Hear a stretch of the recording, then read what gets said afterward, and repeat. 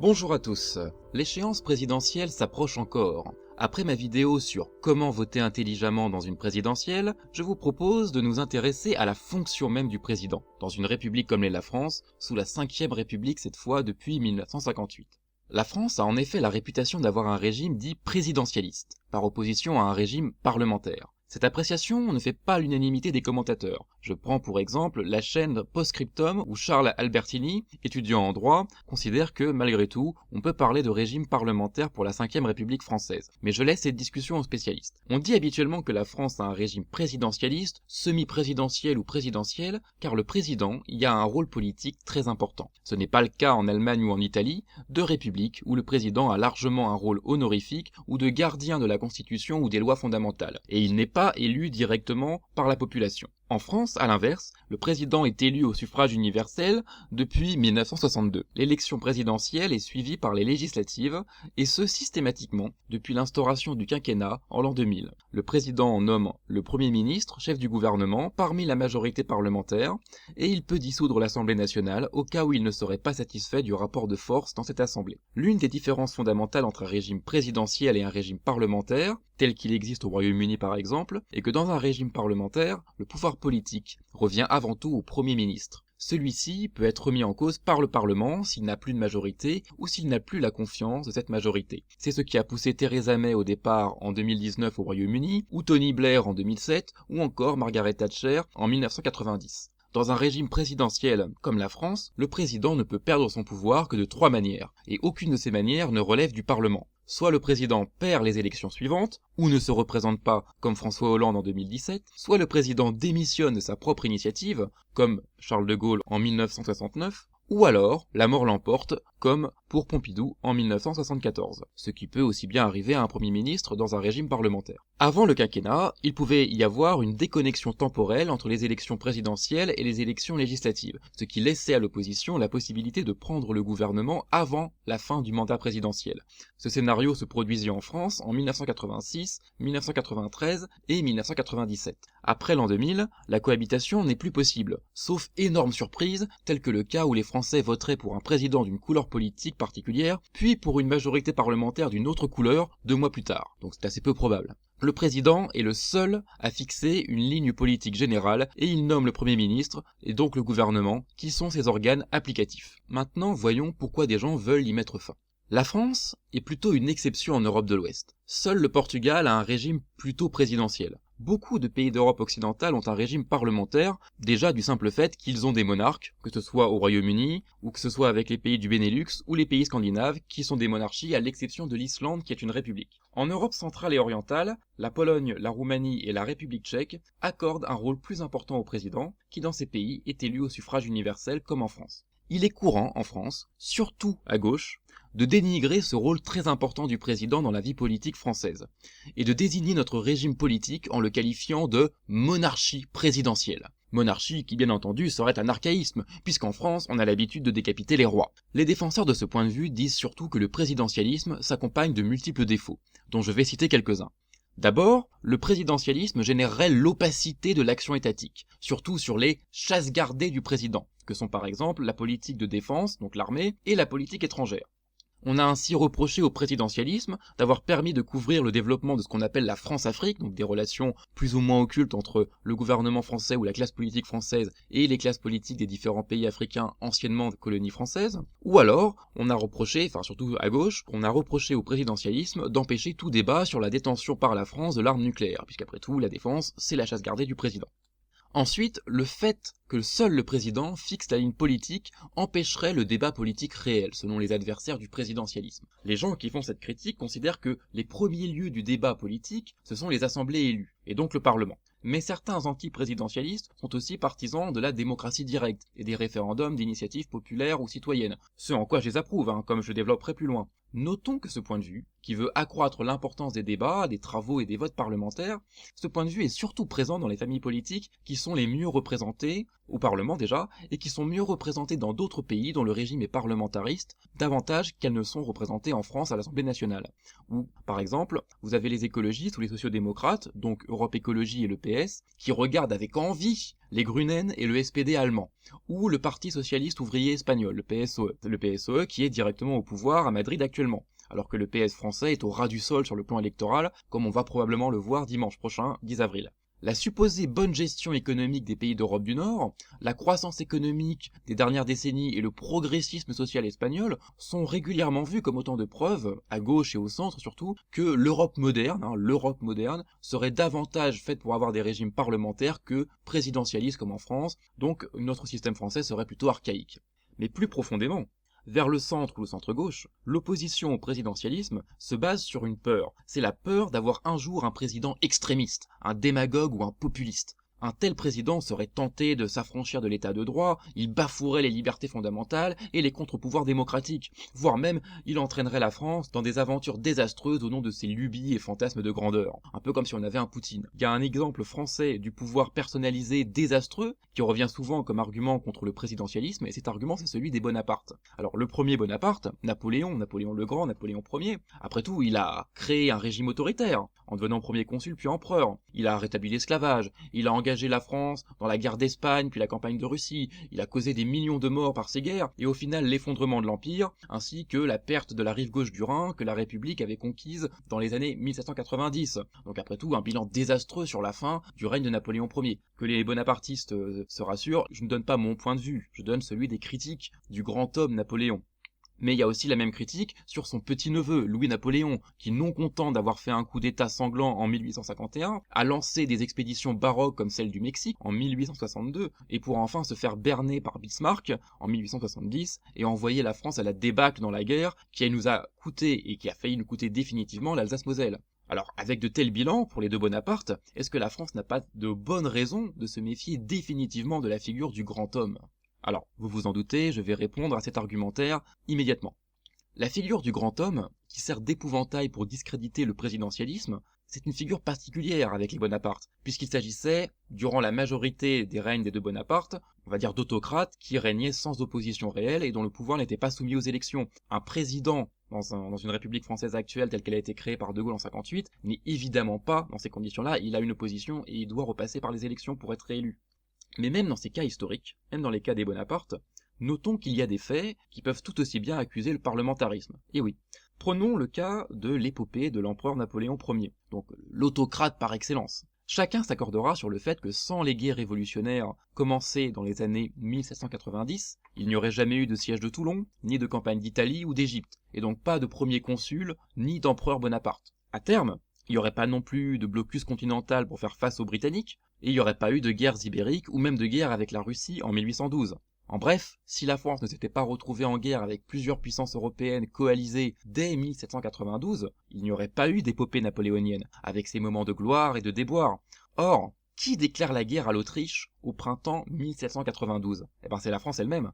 À ce moment-là, la France était sous le régime de la monarchie constitutionnelle. Quelques mois plus tard, elle allait devenir une république en septembre 1792. Plus précisément, au printemps 1792, c'est la faction parlementaire girondine qui vota la déclaration de guerre à l'Autriche. Les Jacobins étaient contre, et Robespierre était contre. Et c'est ainsi que notre pays se retrouva en guerre avec, outre les Habsbourg puis la Prusse, le Royaume-Uni, l'Espagne et une bonne partie de l'Europe.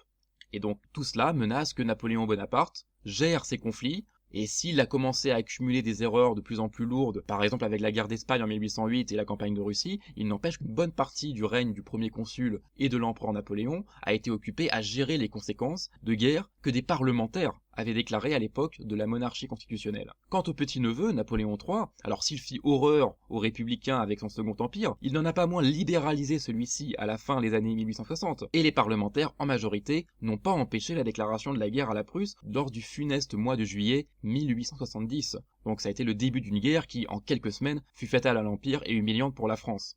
Mais il y a bien pire. C'est sous un régime parlementaire, celui de la Troisième République, que la France va connaître certes certaines gloires, dont la victoire de 1918, mais aussi des reculades. Ainsi nous avons vu la passivité de la République face à la remilitarisation de la Rhénanie par Hitler en 1936, une préparation insuffisante de la guerre sur le plan aérien, j'ai bien dit sur le plan aérien, et enfin l'effondrement militaire de 1940. Plus encore, c'est parce que la France avait un régime où le président était faible que fin mai 1940, alors que la défaite en métropole était évidente, la décision d'évacuer tant que possible l'armée pour continuer la guerre outre-mer ne fut pas prise. Alors que plusieurs membres du gouvernement, dont le président du Conseil, donc à l'époque le Premier ministre, Paul Reynaud, soutenaient cette solution, donc c'est de continuer la guerre, ce qui aurait sauvé l'honneur de la France, le président de la République Albert Lebrun ne put pas imposer cette solution. Et à l'inverse, ça a ouvert la voie au maréchal Pétain, qui était devenu à la mi-juin président du Conseil, donc chef du gouvernement, Premier ministre, et Pétain a offert l'armistice aux Allemands, puis ensuite il a créé le régime de Vichy par un coup d'État en juillet 1940. Après la Libération, il y aura un autre régime parlementariste, celui de la 4ème République, qui va diriger et essayer de gérer deux guerres de décolonisation, donc celle de l'Indochine et de l'Algérie, avec le manque de clairvoyance politique que l'on sait. Et De Gaulle devra intervenir pour mettre fin à la guerre d'Algérie, donc en 1958. Et il mettra 4 ans pour la terminer. Si on regarde hors de nos frontières, rappelons également à ceux qui cauchemardent au sujet de l'homme fort et de la tyrannie autocratique que les régimes parlementaires n'ont jamais empêché la progression du totalitarisme. En 1922, la monarchie parlementaire italienne n'a pas empêché les fascistes de marcher sur Rome, alors que c'était militairement possible de les disperser. Pire encore, dans l'Allemagne de 1932, le maréchal Hindenburg, maréchal impérial, qui avait été un des grands noms de la Première Guerre mondiale du côté allemand, donc Hindenburg fut élu lors de la présidentielle d'avril avec une nette majorité contre Adolf Hitler. Mais il était impossible de trouver une majorité stable dans l'Assemblée nationale allemande, autrement dit le Reichstag, de trouver une coalition qui maintienne en minorité à la fois le parti nazi et le parti communiste. Et ce, alors qu'il existait une coalition dite de Weimar entre les sociodémocrates, donc le SPD, les centristes ou le Zentrum, les libéraux et occasionnellement une partie de la droite conservatrice. Alors, dans un système électoral qui aurait été comparable à celui de la 5ème République actuelle, avec une loi électorale qui aurait été faite pour favoriser l'émergence d'une majorité parlementaire favorable au président de la République qui vient d'être élu, eh bien, cette loi électorale aurait permis à Hindenburg d'avoir une majorité au Reichstag, quand bien même cette majorité parlementaire n'aurait reposé que sur une majorité relative des suffrages, ce qui est toujours le cas en France. On a des majorités parlementaires nettes, des majorités absolues, qui reposent sur moins de 50% des voix, voire moins de 45, voire même parfois moins de 40 pendant qu'on y est. Avec un régime politique tel que celui de notre République présidentialiste, Hindenburg aurait pu avoir une majorité stable, et ainsi il aurait évité de se retrouver à nommer Hitler chancelier en 1933. On peut donc voir toutes les conséquences tragiques qui auraient été évitées. On le voit, le parlementarisme, s'il fonctionne sans problème pour de nombreux pays et époques, le parlementarisme n'en a pas moins été une porte ouverte pour des désastres historiques absolus. L'inefficacité du parlementarisme à empêcher des catastrophes n'est pas son seul point faible. En France, il est courant d'opposer le présidentialisme qui a souvent recours au référendum, comme le fit le président de Gaulle à plusieurs reprises, et le parlementarisme qui tend à éviter ces consultations, sauf pour faire valider une constitution, comme ce fut le cas au début de la 4ème République. Et le lien entre le régime politique et le recours au référendum n'est pas une coïncidence. Un président va être tenté de justifier sa politique par le soutien populaire, parce qu'après tout, lui-même a déjà réussi à se faire élire au suffrage universel. Un régime présidentiel qui ne consulte pas le peuple risque assurément de se faire accuser d'être plus ou moins une autocratie, un régime d'une seule personne n'écoutant qu'elle-même. Alors que les parlementaires, dont le mode d'élection variable ne leur confère pas le même ancrage populaire qu'à un président, eh bien les parlementaires vont plutôt considérer qu'ils sont eux-mêmes une source de légitimité suffisante, et qu'ils n'ont absolument pas envie de partager une partie de leur pouvoir de décision avec les électeurs. D'autant que les majorités dans les assemblées reposent souvent sur des alliances de partis et de personnes, des alliances plus ou moins complexes, et c'est ainsi que les parlementaires peuvent faire passer des lois et des mesures. Pour les parlementaires, il est dangereux de voir leurs subtils équilibres internes être mis en péril par les sautes d'humeur de l'électorat qui se seraient exprimés lors de référendums. Dans l'histoire récente, on a vu deux cas où les parlements ont servi à enterrer la volonté populaire, ou du moins à tenter de le faire. Le premier cas est celui du traité de Lisbonne, ou du traité sur le fonctionnement de l'Union européenne en France, qui a été voté par le Parlement réuni, donc le Parlement c'est l'Assemblée nationale plus le Sénat, en février 2008, sur la proposition du président Nicolas Sarkozy. Ce traité, le traité de Lisbonne, reprenait une bonne partie, voire la grande majorité du traité constitutionnel européen, le TCE, qui avait été rejeté par les Français le 29 mai 2005. Alors certes, le vote du traité de Lisbonne par les parlementaires n'était pas illégal en soi. Certes, les deux traités ne sont pas absolument identiques, Lisbonne n'ayant pas de portée constitutionnelle contrairement au traité constitutionnel de 2005, enfin de 2004 plutôt. Certes, Nicolas Sarkozy avait annoncé un nouveau traité européen durant sa campagne présidentielle de 2007, ce qui ne légitime absolument rien car une présidentielle ne valide que l'élection d'une personne et pas la mise en application d'un programme. Je pourrais développer ce point mais c'est pas le sujet ici. Sarkozy n'avait donc pas de légitimité pour faire annuler le référendum de 2005. Nicolas Sarkozy avait justifié son traité, malgré l'échec du précédent, en disant qu'il reprenait une partie du texte qui, selon lui, n'avait pas été rejeté par les électeurs en mai 2005. Mais c'était une imposture complète. Le TCE avait été refusé en bloc le 29 mai 2005, et personne n'était capable de dire quelle partie spécialement était repoussée et laquelle ne l'était pas. Si le président avait vraiment voulu respecter la volonté populaire, tout en faisant valider une fraction du défunt TCE, il aurait dû faire revoter cette fraction du traité par un nouveau référendum. Mais le recours au Parlement l'en a dispensé. Et c'est là que l'infamie du parlementarisme revient. Les députés et sénateurs ont fait office de légitimité de substitution pour remplacer et même contredire la voix du peuple. Avec une constitution qui aurait interdit de faire passer devant le Parlement un texte touchant à la souveraineté de la France, ou tout ou partie d'un texte ayant déjà été refusé par le peuple, Sarkozy n'aurait eu d'autre choix que de convoquer un nouveau référendum, ce qui l'aurait peut-être même poussé à renoncer complètement à son projet de traité. Un autre cas très connu, où la tentative d'annulation de la volonté populaire a heureusement échoué, est celui du Royaume-Uni après le référendum de juin 2016. Le référendum avait été proposé par David Cameron en 2014, avant sa reconduction comme Premier ministre lors des élections générales de 2015. Cameron pensait que les pro-Union européenne gagneraient ce vote, puisque vous avez bien reconnu qu'il s'agissait du référendum sur le Brexit, et que les Brexiteurs du parti UKIP, donc le parti pour l'indépendance britannique, s'ils perdaient le référendum, ils seraient réduits au silence pour longtemps. Manque de chance pour David Cameron, le 23 juin 2016, 52% des Britanniques votent pour sortir de l'Union européenne. Theresa May succède à Cameron, et le Parti conservateur s'engage à respecter le vote populaire, ce qui n'était pas évident. Mais une partie des députés conservateurs de la Chambre des communes, donc leur Assemblée nationale à Westminster, une partie de ces députés n'entendent pas respecter le serment. Et ils votent avec l'opposition, donc les travaillistes principalement, mais aussi les libéraux démocrates, contre les accords conclus entre le gouvernement de Theresa May et l'Union européenne pour fixer les termes du Brexit, donc les fameux accords qui avaient été péniblement obtenus en 2018, fin 2018, par Theresa May. Je ne dis pas que ces accords étaient bons, mais en rejetant à plusieurs reprises ces accords sans trouver de position alternative, le Parlement britannique a créé une situation de blocage qui, si elle s'était prolongée, aurait pu amener, par lassitude, à un abandon pur et simple du Brexit, ou du moins à ce que le Brexit soit vidé de tout contenu innovant. C'est-à-dire qu'en fait, le Royaume-Uni serait resté dans l'Union européenne sans lettre de nom et n'aurait pas pu prendre ses propres décisions sur le commerce extérieur, la gestion des frontières, etc. Bref, ça aurait été en deçà encore d'être membre de l'Union européenne.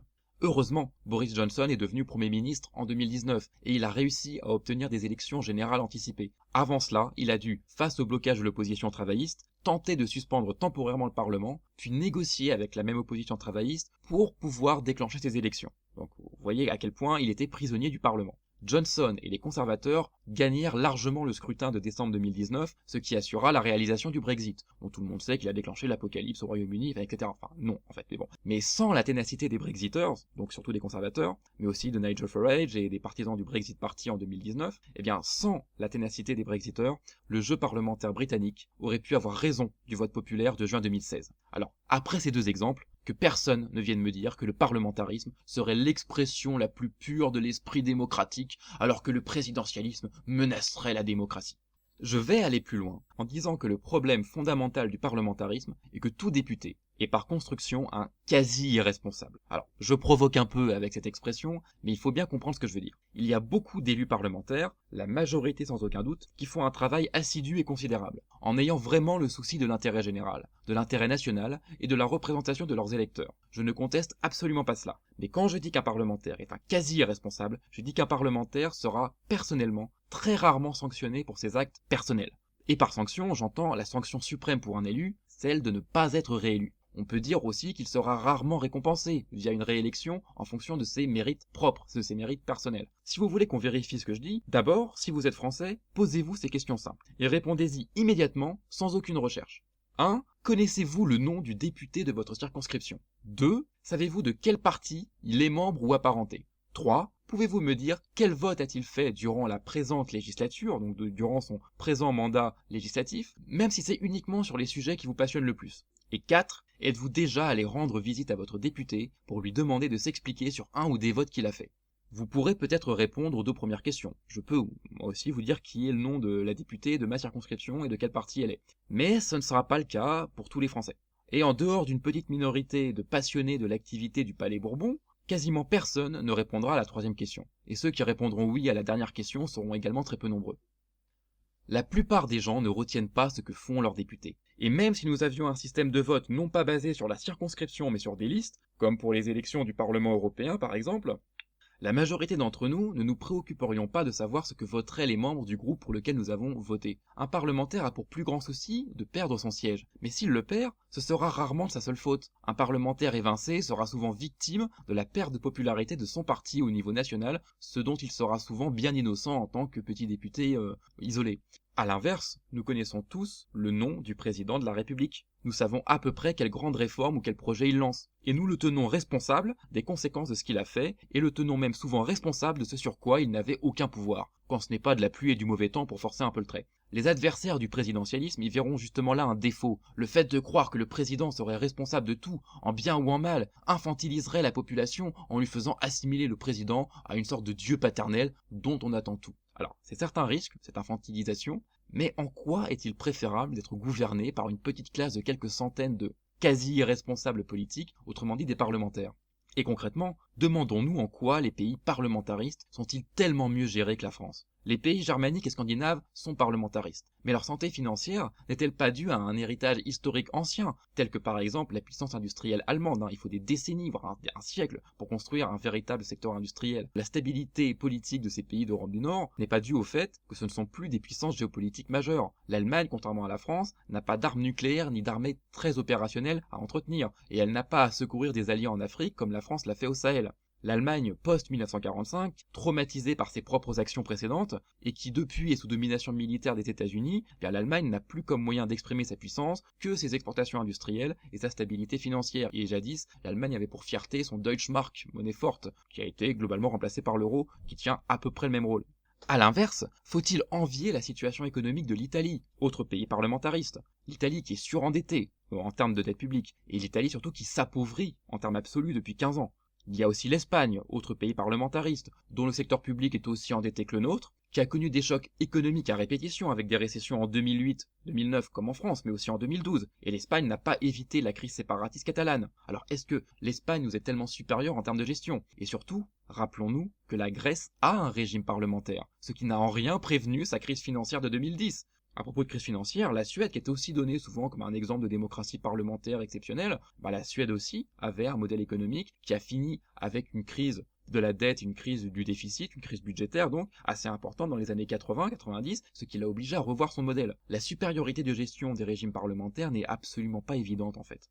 Il y a de bonnes critiques du présidentialisme, et l'une d'entre elles est que le régime présidentiel en France n'a pas empêché la survenue de présidents faibles. François Hollande fut sans doute le plus emblématique de cette situation. Une situation où l'État a eu à sa tête, donc de 2012 à 2017, une personne qui était incapable de prendre des décisions. Ainsi Hollande avait-il reculé face aux zadistes de Notre-Dame-des-Landes. Ainsi Hollande se retrouvait à essayer de négocier, je ne sais pas si vous vous en rappelez, de négocier avec la famille de l'immigrant illégal Leonarda Dibrani. Et d'une manière générale, François Hollande ne pouvait prendre aucune décision sur la question de l'immigration, ne serait-ce que par son positionnement politique, mais en plus en raison de sa personnalité. Et surtout, en termes de politique extérieure, Hollande se mettait totalement à la remorque des États-Unis, au point de manquer de peu de bombarder la Syrie en 2013, et il l'aurait fait si Obama et Cameron n'avaient pas annulé l'opération au dernier moment. C'est un cliché assez courant que de dire que la Ve République a été pensée par et pour De Gaulle, et qu'elle ne pourrait donc plus fonctionner après celui-ci. Alors, je n'en suis pas tout à fait convaincu. Le vrai risque, avec notre régime politique présidentiel, est d'avoir à la tête de la République une personne qui considère la présidence comme une sorte de consécration de sa carrière personnelle, après qu'il ait été président de conseil départemental, de conseil régional, qu'il ait été député ou ministre. La particularité de Gaulle était d'avoir risqué sa vie pour défendre la France pendant la Seconde Guerre mondiale, et d'être revenu au pouvoir à un moment où la France était embourbée dans le conflit algérien. De Gaulle a subi de multiples tentatives d'assassinat. Même en dehors d'une situation de guerre, et même si heureusement un président ne risque pas d'être plastiqué ou mitraillé tous les jours, il est très important que tout candidat sérieux au mandat présidentiel sache qu'il va affronter un risque, et même des risques. Et ce risque principal qu'il affronte, c'est le risque où l'échec peut l'emporter en tant que personne, du moins en ce qui concerne la réputation que le président laissera à la postérité. Donc il ne s'agit pas forcément de dire que le président risque de mourir, mais il risque de laisser une image négative dans l'histoire. Ce risque, pour le président, il se manifeste par la confrontation au peuple. Alors, cette confrontation au peuple, elle se fait déjà lors de l'élection présidentielle qui permet au président d'accéder à l'Élysée, mais je considère que l'élection ne devrait être que le début de l'épreuve pour un chef d'État qui serait vraiment capable d'habiter la fonction qui avait été créée par le général de Gaulle. C'est pour cela que je propose 2 changements dans la Constitution française. 2 changements qui en eux-mêmes ne nécessiteraient pas forcément de changer radicalement de régime politique et de faire une Constitution toute nouvelle. La première de ces propositions qui n'est pas très original en soi, serait d'imposer au président de consulter régulièrement la population par référendum, mettons au moins une fois par an en moyenne, et si possible pas en une seule fois, parce qu'il est théoriquement possible de faire voter plusieurs référendums le même jour. Les sujets sur lesquels porteraient ces référendums seraient déposés par les citoyens, avec un nombre de signatures minimal à atteindre pour que ces projets puissent être retenus. Par exemple 500 000, soit 1% environ des électeurs inscrits. Ce serait une forme de RIC ou de référendum d'initiative citoyenne comme le portaient les Gilets jaunes. Sauf que ce serait le président qui déciderait des référendums retenus parmi ceux qui atteindraient le nombre requis de signatures. Et ceci peut être un peu frustrant mais c'est nécessaire.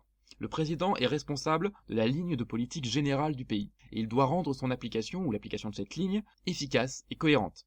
Donc, le président doit avoir la possibilité de refuser de faire tenir un référendum dont l'une des issues pourrait être totalement contradictoire avec sa ligne. Par exemple, si un président a pour grand objectif de réduire les déficits publics, il ne voudra pas organiser un scrutin qui pourrait l'obliger à réduire les prélèvements tout en augmentant les dépenses. Si les citoyens sont mécontents de voir un projet de référendum ainsi esquivé, ils pourront changer de président aux prochaines élections.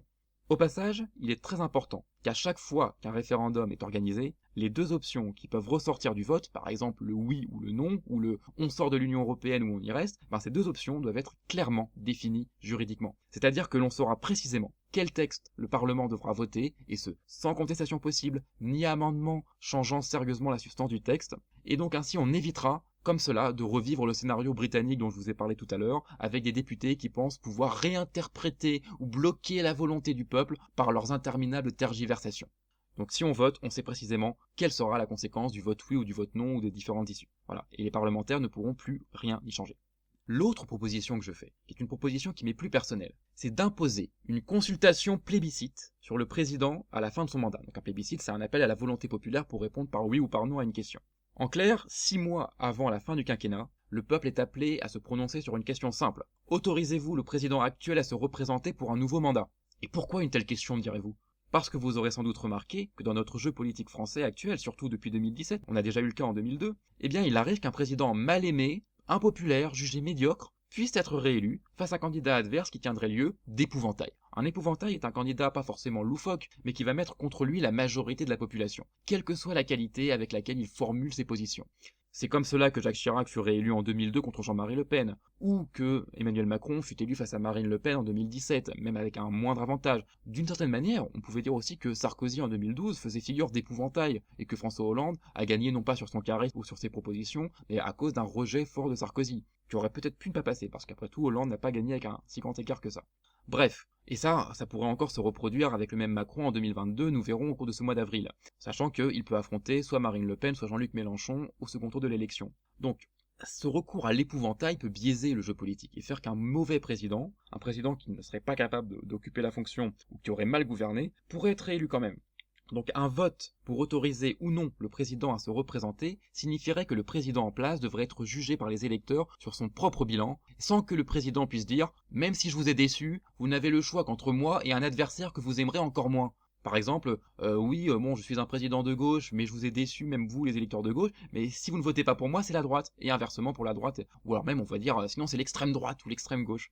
Même les électeurs qui seraient du même bord que le président pourraient choisir sans regret de lui interdire de se représenter, et donc son propre camp politique devrait se choisir un nouveau candidat. Si le président est ainsi définitivement privé de réélection, il subira un désaveu devant l'histoire. Un désaveu signé par le peuple qui lui avait fait confiance et qu'il s'était chargé de gouverner et de protéger. Avec un tel risque pour son ego, un politicien qui ambitionnerait de devenir chef de l'État devrait y réfléchir à 2 fois, voire plus. Être président, ce serait alors prendre le risque de finir en réprouvé historique, en vaincu du combat pour l'estime du peuple. Pour choisir de concourir pour être président, il faudrait vraiment penser que la nation court un ou plusieurs grands dangers existentiels et que ne pas la présider empêcherait de répondre à ces dangers. Le président cesserait d'être un gestionnaire et reprendrait une dimension héroïque au sens classique du terme. Autrement dit, le héros, c'est le personnage qui choisit de prendre un risque majeur au nom d'une cause qui lui paraît bien supérieure à ses intérêts personnels. On dissuadera ainsi les candidatures de couronnement de carrière comme je les évoquais précédemment. On évitera les candidatures alimentaires, les candidatures qui ont lieu parce qu'un parti politique habitué à avoir un candidat se sent obligé d'en présenter un nouveau, ne serait-ce que pour enclencher une dynamique pour les élections législatives où les scores déterminent les subventions publiques que le parti recevra. On n'évitera pas les candidatures de témoignages faites par des partis ou des personnalités qui savent qu'ils ne gagneront pas de toute façon, mais c'est pas un gros souci. Pour conclure ce point de proposition, vous aurez compris que ce que je trouve problématique dans l'institution présidentielle actuelle, ce n'est en rien son caractère puissant, dominant politiquement, et donc la fameuse monarchie présidentielle. Le problème est qu'il faut une présidence responsabilisée, à l'opposé de la situation où un président peut dire aux mécontents qu'ils viennent me chercher, en sachant que ça ne peut pas se produire. Donc, la monarchie présidentielle, oui, mais la monarchie présidentielle responsabilisée. Responsabilisée devant le peuple.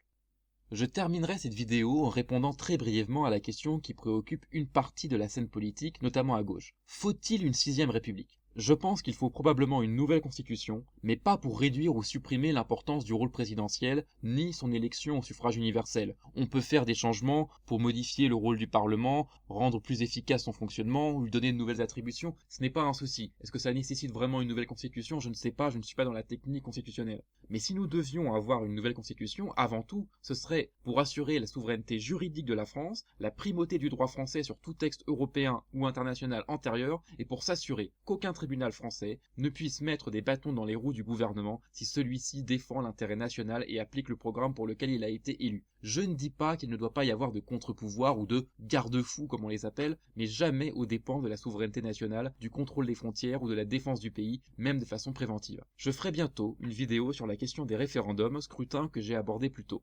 J'y pourfendrai au moins 2 arguments habituels des ennemis des référendums, celui sur la compétence des citoyens, qui serait soi-disant pas assez grande pour qu'ils puissent se prononcer sur des sujets compliqués, et l'argument sur le fait que dans un référendum, les électeurs ne répondraient habituellement pas vraiment aux questions qui leur sont posées. Vous retrouverez la présente vidéo sur mon canal Telegram et vous pourrez la commenter ou la commenter directement dans la section YouTube. Je vous remercie de m'avoir écouté et je vous souhaite une bonne fin de journée ou une bonne semaine. Enfin bref, à très bientôt.